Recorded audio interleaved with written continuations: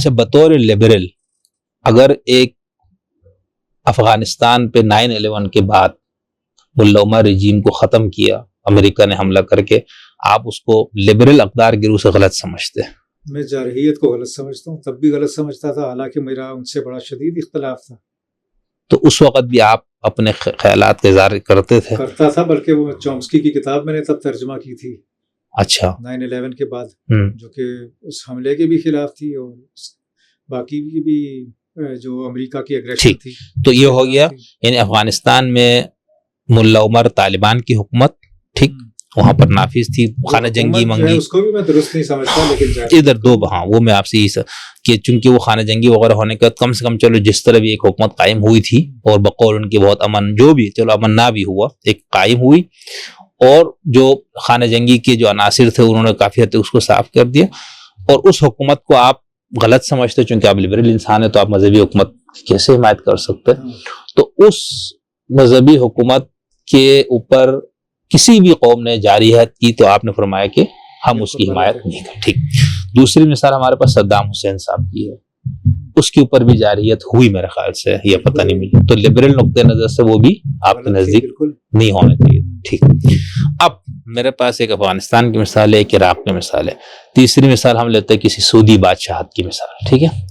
کل امریکہ یا کوئی طاقت کا وہ کہتے ہیں بھائی یہ کیا تم نے بادشاہت کیا ہوا، ہم اس کو ختم کرو، لوگوں کو آزادی دو، ان کو الیکشن لڑنے دو، یہ جمہوری اقدار اور لبرل اقدار. اس کے لیے اگر وہ کوئی قدم اٹھائے تو اس کو بھی آپ بطور لبرل غلط سمجھیں گے. سعودی عرب پہ حملہ کرے گا تو غلط سمجھیں گے اس بنیاد پہ. ٹھیک. اب بطور لبرل مثال کے طور پر ایران پہ بھی حملے کو آپ اسی اصول پہ غلط کیا رہے ہیں. ٹھیک. تو ہمارے ہاں تو ایک فہمیہ ہو گیا نا کہ وہ عراق پہ جو کیا گڈ کیا، ظالم تھا، جابر تھا، ڈکٹیٹر تھا، اس کو امریکہ نے ختم کیا، ہم نے ساتھ دیا. جو بیانات وغیرہ میں نے بھی وہ شیئر کیے کہ جس کے اندر باقاعدہ اقرار ہے اور سب کو پتہ ہے. افغانستان پہ ہوا تو اس کے ہاں بھی ہمارے ہاں ایک مخصوص فرقے والوں کو مسئلہ تھا، یعنی چلو نام لے لیتے اہل سنت والجماعت، حنفی دیوبندیوں کو بہت تکلیف تھی کہ بھئی یہ اسلامی حکومت عمر ثانی کی سسٹم اس کو کیسے کیا. اور اسی بنیاد پہ ہمارے ہاں یہ ساری جہادی ایکٹیویٹیز کا بھی شروع ہوا. اب ٹی ٹی پی کے سارے بیانیہ موجود ہے کہ ایک اسلامی ریاست کو ختم کیا ایک بیرونی جارحیت نے، اور پاکستان نے چونکہ انڈے بنڈے فراہم کیا، پاکستان اس جنگ کا حصہ بنا، تو ہم اب پاکستان کی فوجیوں پہ اور اداروں پہ بھی حملے کریں گے. ٹھیک ہے. پورا ایک بن گیا. لیکن ہمارے اہل سنت والجماعت بریلوی کو مسئلہ نہیں تھا، اہل حدیث والوں کو بھی اتنا مسئلہ نہیں تھا، کیونکہ ان کے مسلک کی چکر تھا. شیعوں کو تو بالکل بلکہ خوش تھے شیعہ کہ بھائی ٹھیک ہے اس کا بوریا بستر گول ہو گیا. تو آپ لبرل ہونے کے ناطے اس کو کیسے دیکھتے ہیں؟ اس کے بعد وہاں پر الیکشن ہوئے تھے، اس پہ تو ہماری بات نہیں ہے، پھر یہ تو بتائیں. نہیں تو ظاہر ہے میں نے اس کے خلاف ہی تھا، لیکن میں وہ شیعہ والی جو آپ نے کہا نا وہ خلاف نہیں بھی تھے. مجھے یاد ہے کہ ایک دفعہ طالبان نے ایک اٹیک کیا اور بہت سے لوگ مارے گئے افغانستان میں، جس میں سویلین بھی شامل تھے، زیادہ تر سویلین شامل تھے. تو ریڈیو تہران والوں نے میرا ایک بیپر کیا اور وہ اس پر خوش نہیں ہوئے کہ میں نے اس کی مذمت کی. انہوں نے کہا کہ یہ تو وہ ہے، مطلب وہ آرگیو کرتے رہے. یہ کب کی بات ہے؟ جب افغانستان ملا عمر کو خاتمہ ہوا اور ان کی حکومت آئی.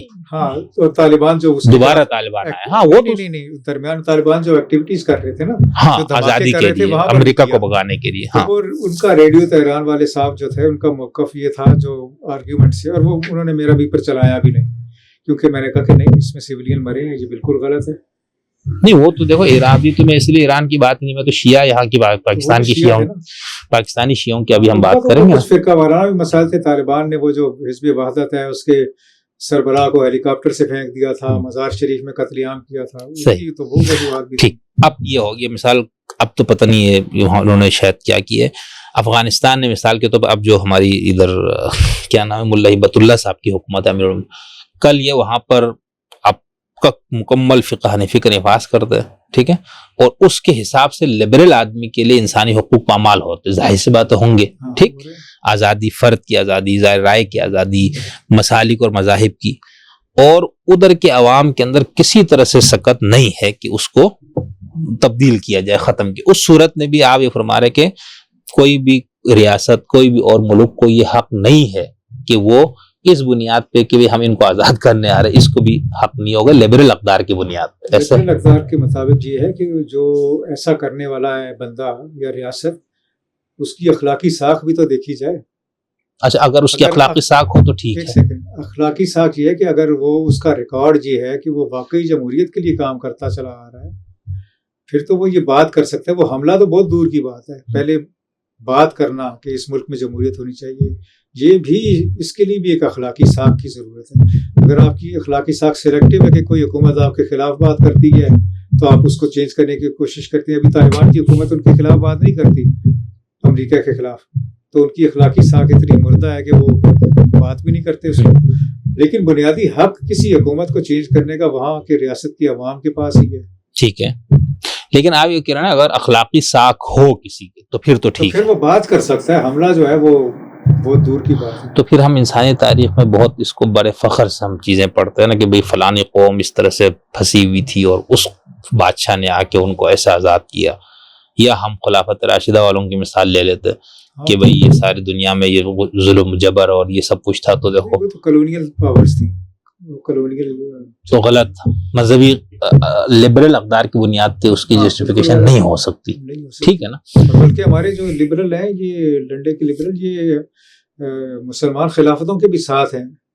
یہ ہمارے درویش صاحب ابھی کل پرسوں سے گفتگو ہو رہی تھی کہ بنو امیہ اور بنو عباس بڑے زبردست تھے, انہوں نے ہماری تہذیب, مسلمانوں کی تہذیب انہوں نے اٹھائی ہوئی تھی. یہ ان کے تضادات آپ چیک کریں. نہیں تو اس کے اندر اچھا چل, اب جو ہمارے جن کو آپ لنڈے کے لبرل کہہ رہے ہیں وہ یہی فرق کہتا ہے نا, یعنی اس مسلمانوں میں بھی جو طاقتور تھا, جو دوسروں پر ظلم کر رہا تھا, وہ اس کے بھی ساتھ تھے. نہیں اب دیکھیں, اب یہ ہم کسی ایسے کسی اس کو کیا کہتے ہیں کسی شخص نے طنز میں یا مذاق میں کوئی تحریل لکھ دی تو اس کو تو ہم وہ نہیں. اچھا, ان سے پوچھ سکتے ہیں. اچھا ہاں, کہ بلکہ ارشد محمود بھی بنو امیہ کے ساتھ ہے. کس بنیاد پہ کہ وہ زبردست بادشاہ تھے. وہ کس بنیاد پہ مطلب زبردست کیا ایڈمنسٹریٹرز اور مسلمانوں کو وہاں پہنچا دیا. نہیں دیکھیں اگر میں سمجھو شیعوں کی نفرت میں ہی صحیح, یا حضرت علی اور ان کے خانوادے کی نفرت میں ہی صحیح, مگر ان کا یہ موقف ہے. نہیں تو ایک ایتھیسٹ کو حضرت علی یا شیعہ سے کیا مسئلہ ہو سکتا ہے؟ ایتھیسٹ کو تو دین سے مسئلہ ہے. پوچھیے ارشد محمود صاحب سے کہ آپ کو کیا مسئلہ ہے. اور ان کو مسئلہ ذاتی ہے کہ ان کے ماموں شیعہ تھے, انہوں نے کوئی جائیداد وائداد نہیں دی, تو بچپن سے وہ درد لے کے بیٹھے ہیں. نہیں میں تو یہ سمجھ رہا ہوں, ایک قول ہے عبد القادر جیلانی کا کہ زخم یاد رکھنے والے کے زخم ہمیشہ ہرے رہتے ہیں. نہیں اس کے اندر جو پھر آپ ایسے بھی کر سکتے ہیں, جیسے شیعہ سے کوئی بندہ ایتھیسٹ ہوا تو کیا اس نے محمد اور علی وغیرہ کو چھوڑ کے اس نے جو باقیوں کے ساتھ جو شیعہ لوگوں کا ایک مسئلہ ہمیشہ اصولی اختلاف رہا ہے کچھ شخصیات کے ساتھ جو سنیوں کے لیے مقدس ہے, تو کیا آپ کو ان کے ہاں یہ نظر آیا کہ انہوں نے بھی یہ کیا ہو سلیکٹیو, یعنی جو شیعہ ملحد ہو گیا ٹھیک, اس کے بعد وہ جب مذہب پہ اسلام پہ یا اس پہ تنقید کر رہے ہیں تو وہ تو یہ تو آپ نے انڈیویجول مثال دی نا ارشد محمود کی اور صلاح الدین صاحب کی. ان کی حمایت کون کرتے ہیں, تو یہ میں نے بتا دیا. مجھے شیعوں کا پتہ نہیں کہ کون سے وہ خلفائے ثلاثہ کے کون حامی ہیں یا مخالف ہیں, یہ مجھے علم نہیں ہے. نہیں چلے یہ تو ویسے تو زیادہ شیعہ مولدین میری نظر میں ہے بھی نہیں. اچھا, کیونکہ یہ جو فنامنا ہے, یہ میرا خیال ہے کہ شیعہ فنامنا نہیں ہے. کیونکہ شیعہ جو ہے وہ کچھ بھی ہو جائے, وہ غضب خدا کا ہم اپنے امام کی نہ رہیں, تو امام کو جب مانتے ہیں تو وہ امام جو ہے وہ نائب کس کا ہے, نبی کا ہے, تو نبی کو بھی وہ مان لیتے ہیں. نہیں تو ایتھیسٹ نہیں رہا ظاہر ہے. تو آپ میں تو خیر اس میں فولڈ میں یہ ساری جو بحثیں آپ نے فرمایا نا کہ میں نے شروع میں اس کی مثال دی الفرق بین الفرق کی, کہ اس میں اتنا بڑا فولڈ ہے, اس میں وہ سب صحیح ہے. لیکن آپ نے مثال یہ دی نا کہ ارشد محمود مثال وہ شیعہ دشمنی میں آ کے بنو امیہ کو یا امیر معاویہ کو کی تعریف کرتا ہے, تو میرا نہیں خیال وہ بنو امیہ کے حامی ہیں, یا آپ ان سے پوچھ سکتے نہیں. تو اگر لبرل آدمی کے لیے بنو امیہ کا مخالف ہونا ضروری ہے؟ نہیں یہ ضروری نہیں. پھر تو آج کے معاملات دیکھ رہا ہے نا, پرانا وہ کسی کا حامی ہے مخالف ہے, اس میں تضاد ہو سکتا ہے. ہم اس کے تضاد کو پوائنٹ آؤٹ کر سکتے ہیں کہ آپ ایک ملوکیت کے کیوں حامی ہیں. اچھا, لبرل نقطۂ نظر سے ملوکیت کسی حوالے سے قابل قبول؟ لبرل قدر تو نہیں ہے ملوکیت. لبرل تو اس کا حامی خلافت کا جو آپ کا پرانا اس کو بھی لبرل کیا کہے گا؟ اس میں ایک ہے کہ وہ ایک اصطلاح ہوتی ہے ایناکرونزم. اس کا مطلب یہ ہوتا ہے کہ جو آج کی اقدار ہیں ان کو لے کر ہم اس زمانے کو نہیں پرکھ سکتے. جیسے غلامی کا انسٹیٹیوشن ہے, تو یہ آج اس ویلیو کی زیادہ اہمیت ہے. اس زمانے میں، پرانے زمانے میں، آج سے 1000 سال پہلے نہیں تھی. شیکسپیئر جو ہے وہ یہودیوں کے خلاف الفاظ استعمال کرتا ہے، مگر سارے یہودی اس کو انجوائے کرتے ہیں. مرچنٹ آف وینس پڑھتے ہیں. یہ آج کی قدر ہے کہ کسی بھی نسل کے خلاف نہیں ہونا چاہیے، خاص طور پر یہودیوں کے خلاف. اس نقطۂ نظر سے ہم شیکسپیئر کا مطالعہ نہیں کر سکتے. تو اسی طرح ملوکیت جو ہے وہ اس زمانے کا تھا معاملہ، اس کو آپ چھوڑ بھی سکتے ہیں، اس کو آپ مذمت بھی کر سکتے ہیں. میں تو بہرحال نہیں پسند کرتا اس کی. ایون علامہ اقبال کی جو کتاب ہے اس میں نے بلکہ 2 جگہ خطبہ الہ آباد میں بھی ذکر ہے کہ مسلمانوں کی یہ جو سسٹم تھا یہ ملوکیت تھی. اقبال جیسے آدمی نے یہ کہا ہوا ہے، خطبہ الہ آباد میں بھی کہا ہوا ہے، اس میں بھی کہا ہوا ہے، ریکنسٹرکشن میں بھی یہ بات کی ہوئی ہے، تسلیم کی ہے کہ مسلمانوں کی جو فتوحات کا زمانہ تھا یہ ملوکیت تھی. صحیح. اب دیکھو نا سر، ہمارے پاس 3 ماڈل ہے. ایک ہے خلفاء کا، جس کے اندر بہرحال ان کا اپنا موقف یہ ہے کہ وہ اہل حل و عقد کے ذریعے خلیفہ منتخب ہوتا تھا، انسان کرتے تھے بیٹھ کے، ٹھیک ہے، سقیفہ اور پھر اس کا 6 بندوں کی کمیٹی، اور پھر حضرت علی کو سب نے مل کے جو ایک انارکی ہو گئی تھی اس میں. ایک تو یہ ماڈل ہے کہ کسی نہ کسی حد تک چلو، یعنی اس دور میں قبائل کے سردار یا معاشرے کے بزرگان تھے جن کو اہل حل و عقد کہا گیا، ایک مجلس. تو اس میں کسی نہ کسی حد تک چلو، یعنی اس دور کے حساب سے ایک جمہوری قدر آپ کو نظر آتی ہے، شورا، بالکل ٹھیک ہے. ہاں بالکل. دوسری ہمارے پاس مثال آ گئی ملوکیت کی، جس کے اندر پھر یزید کو جیسے ولی عہد نامزد کر دیے کہ پھر اس کا تو ایک سلسلہ چل پڑا، بھائی وراثت کا سلسلہ ہو گیا. تیسرا ہمارے پاس جو اہل تشیع کا نظریہ تھا کہ امام یا حکمران کا انتخاب انسان کا کام نہیں ہے، یہ خدا کرے گا، ٹھیک، اور خدا نے ہی مقرر کرنا، اور وہ سارا جھگڑا یہی تھا. یہ یعنی اب بنائے، مطلب میں یہ نہیں کہوں گا پھر لوگ ناراض ہو جائیں گے، مطلب اب جو ہمارے یہاں بات کی جو بحثیں ہیں وہ یہی ہے کہ سقیفہ میں کیا تھا، ایک طرف خدا کا نسب تھا، دوسری طرف انسانوں کا نسب تھا، انسانوں نے وہ کر لیا. یہ 3 ہونے کی بات، یعنی لبرل اقدار سے یہ تینوں قابل قبول نہیں ہے آپ کے لیے نا. لبرل قدر کے نزدیک یہ بحث اس سے قطع نظر ہے. یہ بحث لبرل فولڈ میں نہیں آتی. کیوں؟ ابھی تو آپ نے کہا ملوکیت کا وہ مسئلہ. لبرل فولڈ میں یہ آتی ہے، اسپیسیفک کیس نہیں آئے گا. لبرل میں یہ آئے گا کہ ہمیں انتخاب کیسے کرنا ہے، اور یہ ایناکرونزم ہے کہ ہم آج کی جو ویلیوز ہیں اس کو پیچھے امپلیمنٹ کریں. آج ہم نے کیا کرنا ہے، بہترین طریقہ یہ دریافت ہوا ہے کہ جمہوریت میں سارے لوگ جو ہیں ان کو ایکول ووٹ. اس میں بھی کافی اعتراض ہے، کچھ پڑھے لکھے ہیں، کچھ ایسے ہیں. اور اس میں ہمارے یہاں تو جیسے میں یہ کہتا ہوں کہ ہمارے یہاں تعصبات کا ریفرینڈم ہوتا ہے. جمہوریت جو ہے ہمارے یہاں تعصبات کا ریفرینڈم ہے، اس میں کافی گنجائشیں ہیں، لیکن آج کے زمانے سے ہم اس کو نہیں ناپ سکتے. جیسا بھی تھا 12 تھا وہ یہ مذہبی بحث ہے کہ کیسے. یہ میں نے اس لیے مثال دی کہ آپ نے فرمایا کہ لنڈے کے لبرل جو ہے ان کے لیے بنو امیہ ایک مثالی وہ ہے، یا بنو عباس کی جیسے آپ نے صلاح الدین درویش صاحب کی مثال دی. تو میں یہ سمجھنا چاہتا ہوں ایک لبرل ہونے کے ناطے یہ تو کوئی مسئلہ نہیں ہونا چاہیے. کس طرح تضاد ہے نا، مطلب وہ کہہ رہے ٹھیک ہے اس دور میں جو مطلب یہ سسٹم اسی جیسے آپ ابھی بات کر رہے ہیں، یعنی یا تو یہ کہے نا کہ ہم اسی سسٹم اسی طریقہ کار مثالیں تھیں نا، اس میں بھی بہتر مثالیں تھیں. مثلا جیسے عمر بن عبد العزیز کا دور ہے، وہ بھی خلیفہ ہی تھا، تو وہ بنو امیہ میں آ گیا. ہاں بنو امیہ ایک آدمی آیا نا، اس میں اچھے بھی تھے، اچھے ہو بھی سکتے تھے، بہت سے بادشاہ بہت اچھے گزرے ہیں.